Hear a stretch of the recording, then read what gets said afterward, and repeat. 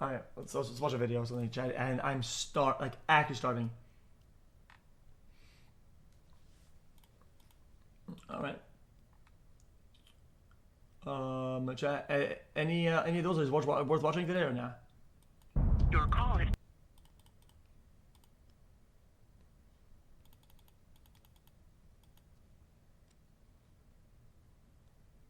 The Joy Diaz short, which one? And you have to go in, you fuck me up. Now I gotta hit this car. This poor bastard.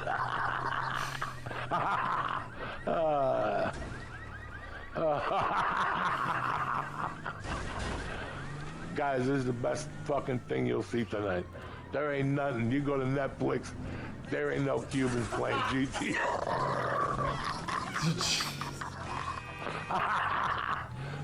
You going for all of them. Fuck them. Palapinga, look at the pipe, everything. He pulled out his phone and everything. Yeah, he's pulled out his phone. For what? And you have to go in, you fuck me up. Now I gotta hit this car. This poor bastard.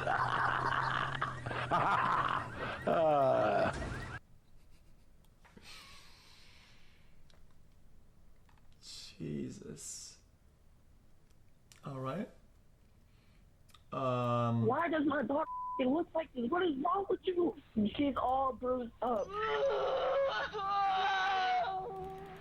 When a mother in Michigan returns home from work, she finds her 4-month-old baby clinging to life after being left in the care of a person she thought she could trust. Just why?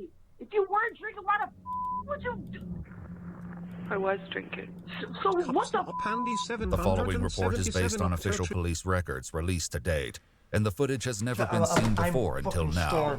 Around 2 a.m. on July 21st, 2024, a 911 dispatcher receives a frantic call from a distressed mother pleading for emergency care for her infant daughter. I need the police to come to my house right now, please. What the fuck did you do to my baby, bro?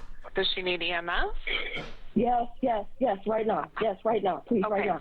What is your name? Yes, my name is Amber McCall. It's my daughter. She's 4 months old. Bro, you got it, bro. How old is she?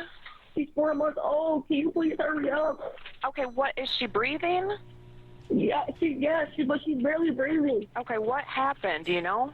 I don't know. I just got home from work. She was supposed to be watching my baby. I was knocking on the door, and she was knocked out cold.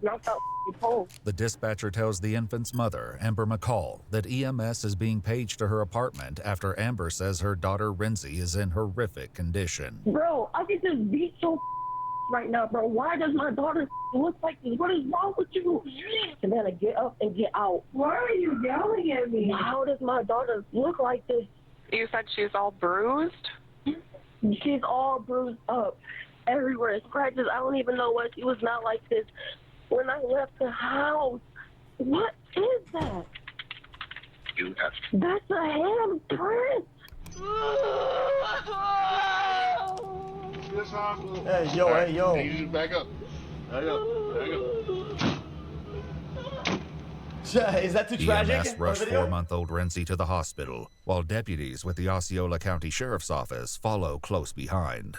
Baby's pretty bruised. According to Doc, it looks like one of the pupils is blown. They're thinking the baby was beat up pretty good. Deputies enter the emergency room where they meet the baby's mother, Amber, and uncover details behind the shocking incident. Are you mom? Yes. Okay. Okay, and you're living at... Yeah. And who do you live there with? Savannah Miller. Okay. And what relation is she to you? She's my partner. Okay.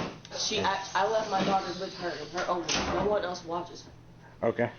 When I came home and she was up like that. Amber tells the deputy that her colleague picked her up before her 5 p.m. shift at McDonald's. She says she left her daughter in the care of her 31-year-old girlfriend, Savannah Marie Miller.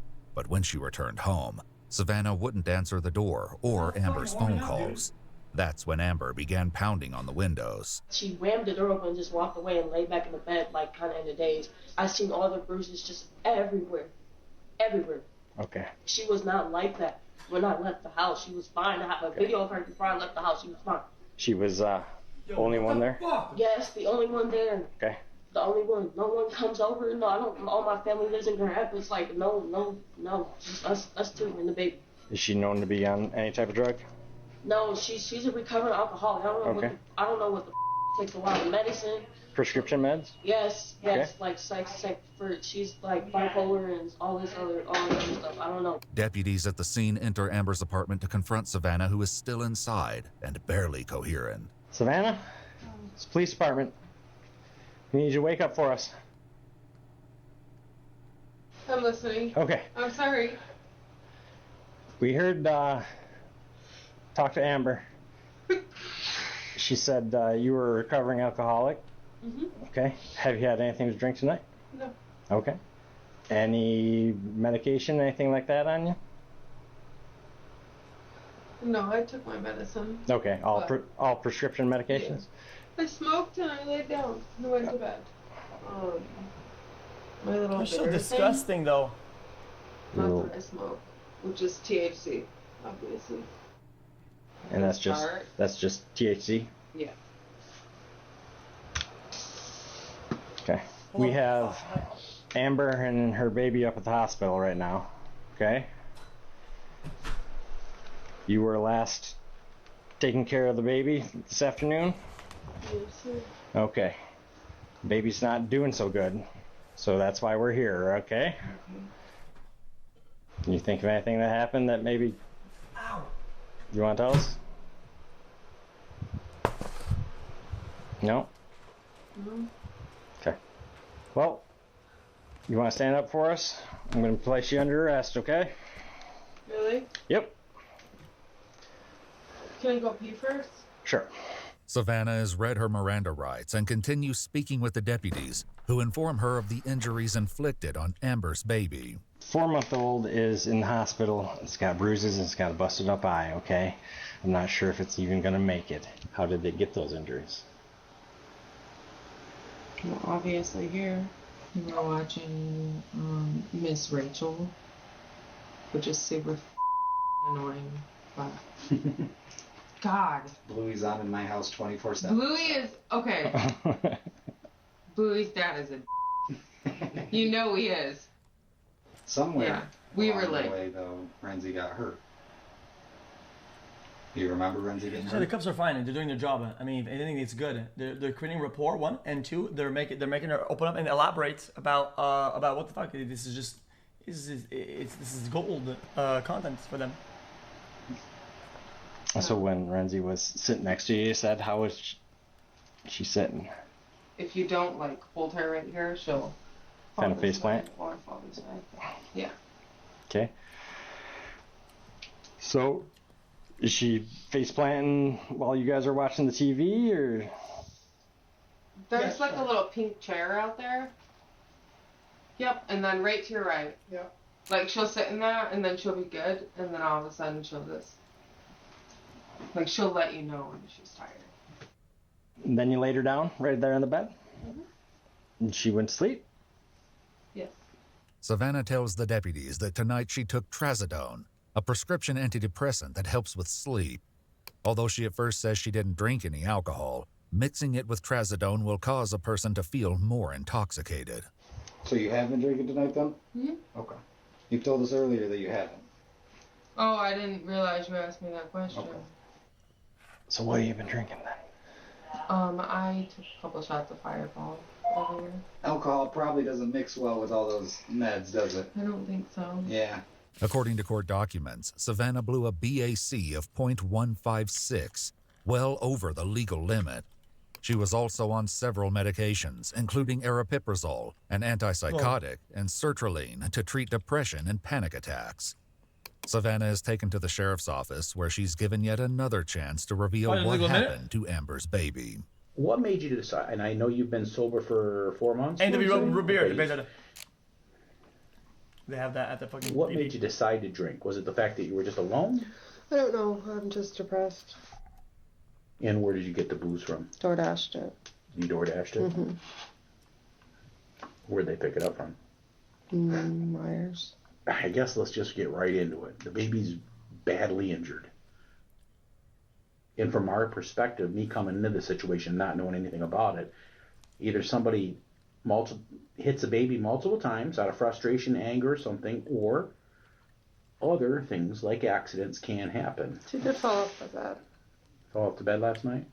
Okay. And the day before. Savannah goes on to say that the baby also fell off the kitchen counter and her head struck a wall, but she claims she doesn't fully remember the exact details of how the injuries occurred. I don't know. Would you have called 911 when the baby fell off the counter?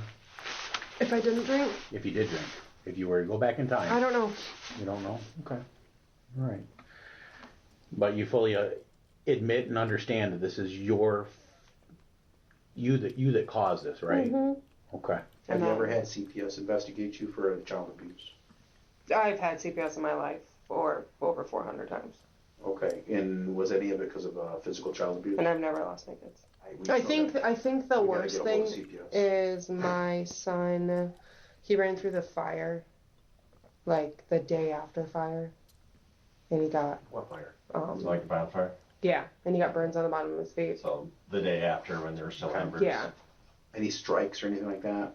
Hitting them? Mm-mm. According to court documents, Savannah, a mother of 3, has an extensive CPS history, including over 100 reports of abuse and neglect in a How many? 4-year period.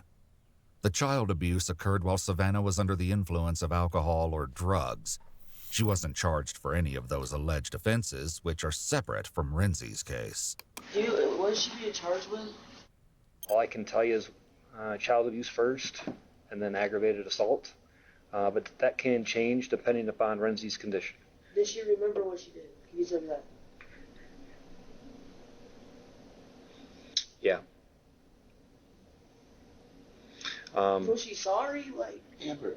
What? I'm just saying, can we do... Listen, no, this is about my daughter. Like, if you're going to be in here, I'm going to ask the questions. Like, what was on? You want to see her prosecuted. You want to see everything done.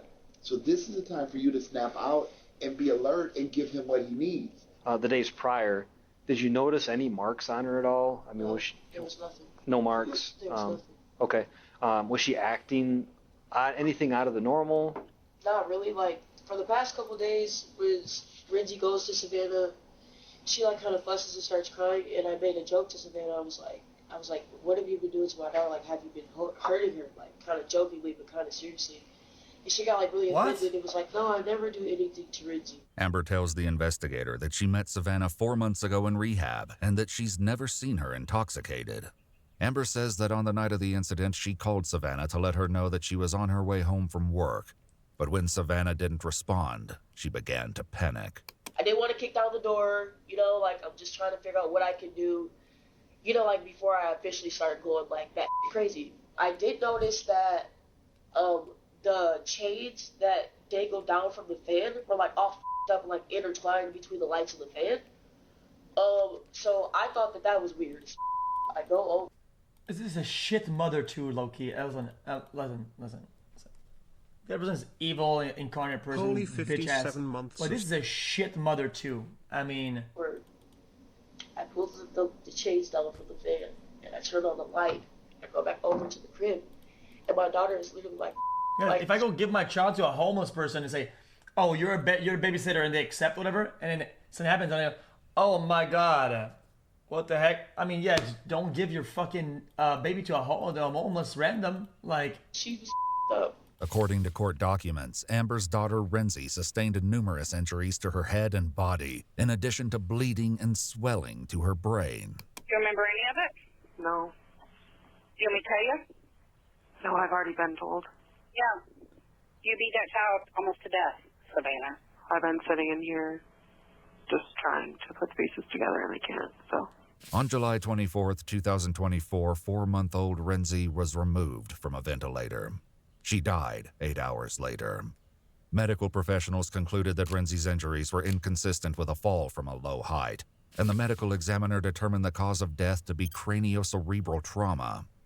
With the unfathomable loss of her daughter and Savannah behind bars, a grief-stricken Amber decides to confront her child's killer over video chat. Bro, just the whole thing from start to finish, bro, is crazy. Just why? If you weren't drinking, why the would you do? I was drinking. You know, So what the I think about your kids all the time, and mine is dead. She's dead. That's my only kid, bro. She's about to be 5 months. Like, she'll never get a birthday or a holiday, like nothing, bro. Like, there's just nothing, and I can't even, like, I can't go back and fix it. According to court documents, 31-year-old Savannah Miller was charged with child abuse in the second degree and homicide in the second degree. She pleaded no contest. On June 20th, 2025, Savannah was adjudicated guilty on both charges. At her sentencing hearing, Savannah addressed the court, stating, quote, "I will spend the rest of my life unable to forgive myself for the mistakes I've made and the pain and heartache I've caused to Amber and her family." Savannah was sentenced to 6 to 10 years in prison for child abuse and 40 to 80 years in prison for homicide. She will be eligible for parole in 2064 when she's 71 years old. To access more of our content, including extras such as raw footage, actual case files, and unseen details, you can join us on our Patreon. Join and see what you've been missing. Very interesting. I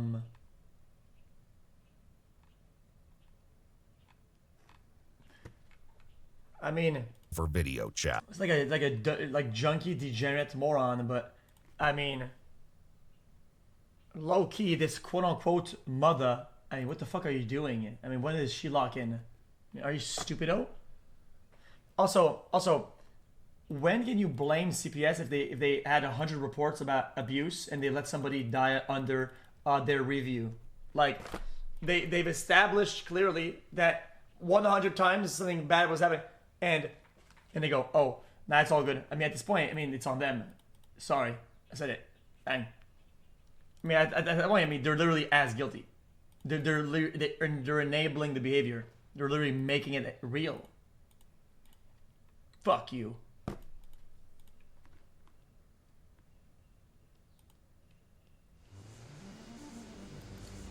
Every device you own, every electronic object in your house has chips in it, sometimes lots of them. All of those chips start in a place like this. For decades, most of the world's chips have been made overseas. But as tensions with China have risen, it has become clear just how dependent U.S. companies are on foreign factories, pushing Washington to speed up its effort to bring critical supply chains back home. Today, Apple is announcing that it will invest $600 billion, that's with a B, in the United States over the next 4 years. I wanted to see what this reshoring looks like on the ground and get a sense of how far we still have to go. To find out, I suited up. Definitely the most intense bunny suit of the trip. And joined the world's largest buyer of chips, Apple, and several of its executives on an exclusive tour of its partners' facilities across the desert Southwest.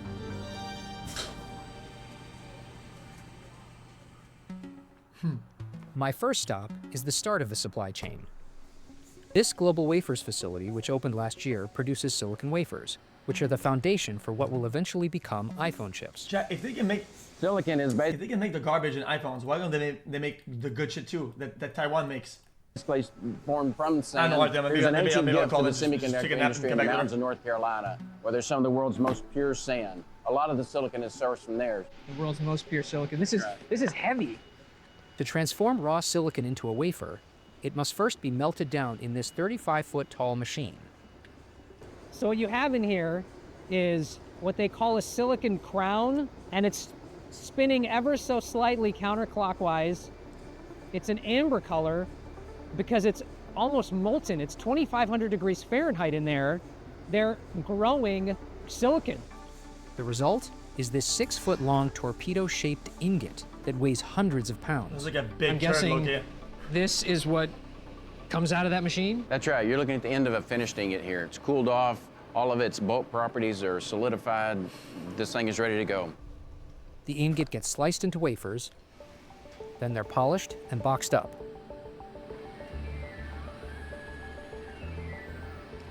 You're doing 10,000 wafers how often? Today, we're doing 10,000 a month. We're just starting up. Some of these processes, even when you put them in line, can take months and months to get the quality and the purity down to where they need to be. And that's just the nature of the demanding specs that we're being asked to achieve. Who's the most demanding customer you have? Apple. Every device Apple makes relies on chips. iPhones have more than 30, some that are made of multiple chips themselves. Many chips, and nearly all of the most advanced ones, are made in Taiwan, Yeah, exactly. which China has threatened to annex. Concentrating chip supplies on an island that could be invaded, or face steep U.S. tariffs, or get hit by a major earthquake is a big risk to Apple's business. Much of the company's supply chain relies on partners like Global Wafers, itself a Taiwan-based company. But Apple is a large customer, so it has a lot of leverage to push suppliers So to what make... if some elaborate operation, somebody was to infiltrate and get a machine, if you want more load it on on a truck, and bring it home? Wouldn't they have? Higher in legal They would be up to date with what they're doing. info I can provide in DMs. make more products in the U.S. Apple's not building this factory, right? We're not building the factory, but we are driving our suppliers to use this factory. And so one of the things that we can do to help Global Wafers is to have our engineers qualify the wafers that are coming out of their production line so that our foundry partners then can purchase from them. If we didn't qualify that and spend that time, and it's very intense work, they wouldn't be able to use it to make chips for us. So we can drive them to use locally sourced components like these wafers. By qualify, Tom means that the quality of these wafers needs to be verified before they can be turned into chips. Interesting. That process is going much faster, Global Wafers told me, because of Apple's pressure on chip makers to use these wafers. Taiwan Semiconductor Manufacturing, or TSMC, is the world's largest chip maker. It takes blank silicon wafers and turns them into chips. It's the next stop in Apple's supply chain. Stretching over 1,100 acres, TSMC's Arizona site is one of the largest construction projects in the U.S. and is projected to cost $165 billion. This facility is crucial to Apple's reshoring efforts, but it's still a work in progress. Only one fabrication plant is currently making chips on this site, while two more fabs are under construction here. The vast majority of TSMC's production still takes place in Taiwan, where it has 4 facilities that pump out more than 100,000 chip wafers per month. The Arizona facility may not reach similar volumes for a decade or more. The complexity involved in scaling up manufacturing also means that the chips made here in Arizona are still a generation behind chips made in Taiwan.